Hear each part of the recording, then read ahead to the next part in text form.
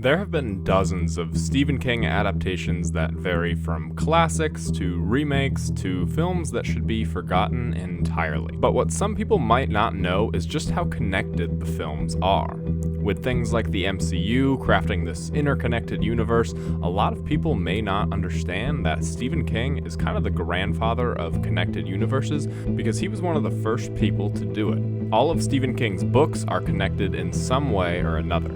From It to Salem's Lot to The Institute, everything is connected in some way, whether that be a shared character or the same town or even a reference to another book's plot. You can connect the dots however big or small they might be. At the center of his universe of books is his fantasy series, The Dark Tower. The Dark Tower deals with a lot of fantastical aspects that are seen in other works, but this series gives them all a reason to be there. But we're not talking about the books. If we were, then this video would be much, much longer.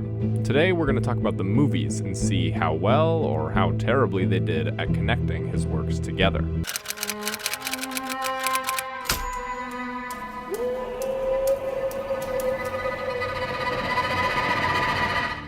There's some more obvious connections, such as Dr. Sleep being a sequel to The Shining, so those connections are more obvious, but one of the through lines in most of King's works is this power that Danny Torrance has, known as the Shine. There's plenty of examples of people who have this ability in Stephen King's works, but first I should probably explain what the Shine actually is. Our best description comes right from the movie The Shining itself, where Dick Hallorann talks to Danny about his ability.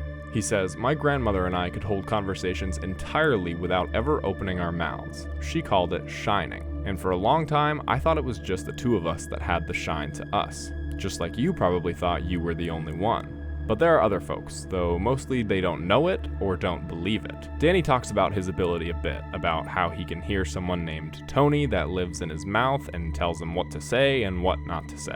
Dick goes on to explain the ability further, saying that some places are like people, and places can also have the shine. When something happens, you can leave a trace of itself behind. Say like if someone burns toast. Well, maybe things that happen leave other kinds of traces behind. Not things that anyone can notice, but things that people who shine can see, just like they can see things that haven't happened yet. Well, sometimes they can see things that happened a long time ago. I think a lot of things happened right here in this particular hotel over the years, and not all of them good. So the ability to shine comes in many different forms. For Danny, this is mentally being able to communicate with others, and he becomes very good at this, as we can see in the sequel film, Dr. Sleep.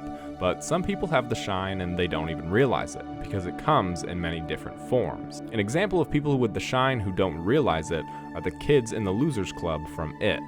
It's how they defeat Pennywise, both as children and 27 years later as adults. The kids, specifically Bill Denborough, have the ability to see through Pennywise's illusions and also allow them to have a special mental bond with one another. While this connection isn't specifically called out in the films and the words "The Shining" aren't actually said, the kids realize that Pennywise is just crafting illusions and they can get past them by knowing these aren't real. This is not something everyone in the town of Derry can do, hence giving these children the ultimate reason and purpose to get rid of Pennywise. King's most recent adaptation, Firestarter, about a father named Andy trying to save his daughter Charlie from the government after she discovers she has the ability to start fires with her mind, gives us another example of a child with the ability to shine, but this comes in a completely different way than we've ever seen before.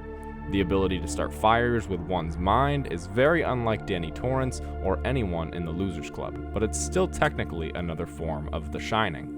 Another form of the shining comes in the film Carrie, in which an outcasted girl gets nominated for prom queen, only to find out it's a prank on her, so she goes ballistic on all of her classmates using her telekinetic powers for evil.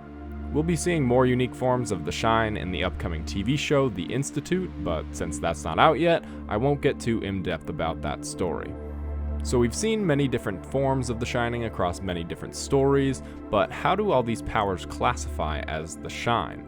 Well, all of these abilities stem from their mind, so inherently, the shining is an enhanced ability of someone's mind, but that can come in many different forms. These connections, while not spelled out on screen, continue among all of Stephen King's adaptations. There's some other smaller or bigger connections depending on how you look at it. In the HBO show The Outsider, a monster known as El Cuco is a shapeshifter that consumes and feeds on children in order to take the shape of another person. El Cuco only comes out once every 27 years because that's when it gets hungry. If it sounds familiar, that's because El Cuco has a lot of similarities to Pennywise the Clown. We learn that Pennywise is actually an alien from somewhere out in space, so it's easy to assume that El Cuco comes from the same planet, or at least the same galaxy that Pennywise came from. There's also King's main antagonist across many different stories, Randall Flagg, or the Man in Black, but we'll talk more about him later. Of course, I'd be remiss if I didn't mention the town of Derry in Maine, or really just the state of Maine in general. If Derry sounds familiar, it's probably because you recognize it as the location in It Chapters 1 and 2. In the 2003 film Dreamcatcher, an alien invasion takes place in the town of Derry. So basically, the town of Derry has seen some shit. The town of Derry is also located right next to the town of Castle Rock, which you might recall as the name of the TV show on Hulu, which was an attempt to make a diluted universe of King's works to try and bridge them all together, to which it found some success, but not a whole lot since it was cancelled after 2 seasons. While Castle Rock attempted to make all of King's stories work alongside one another, another film did its best to try and connect every existing film in King's filmography together. That film is The Dark Tower, and if you haven't seen it, well, I don't really blame you. It's a pretty run-of-the-mill fantasy film, not too bad, but nothing spectacular either. This film is loaded with Easter eggs and references to all of Stephen King's works, from a book actually written by Stephen King to the poster of Rita Hayworth from The Shawshank Redemption. The film almost faults itself on how much it tries to connect all of King's works. As you can probably already tell from this video, connecting all of the films together is a pretty difficult task, so you can imagine that a movie dedicated to trying to tie all these stories together while also telling its own story is a pretty tall order. This film touches on all the different aspects of King's works. The main character Jake has the ability to shine, though in this film it's referred to as the touch. Both Jake and the film's main antagonist, the Man in Black, played by Matthew McConaughey, have the ability to shine, and the Man in Black is, perhaps unintentionally, the figure that connects all of King's works together.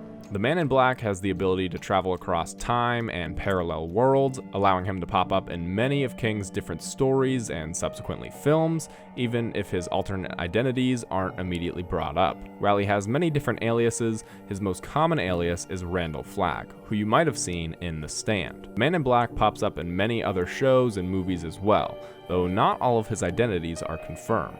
There's many different theories that pose the Man in Black as the antagonist in every single one of King's works. This would mean that Pennywise is actually the Man in Black, as well as El Cuco from The Outsider, and really any other of King's works that have a supernatural antagonist. While Randall Flagg, or the Man in Black, has only been on screen in a few different entries, this theory would suggest the Man in Black is in fact all of these different creatures.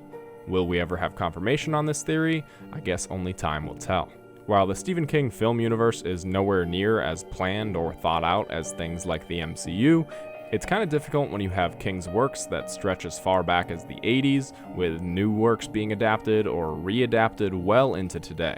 This also doesn't account for all of King's new stories that have been written and new stories that have yet to be written, because the King of Horror is showing no signs of slowing down anytime soon.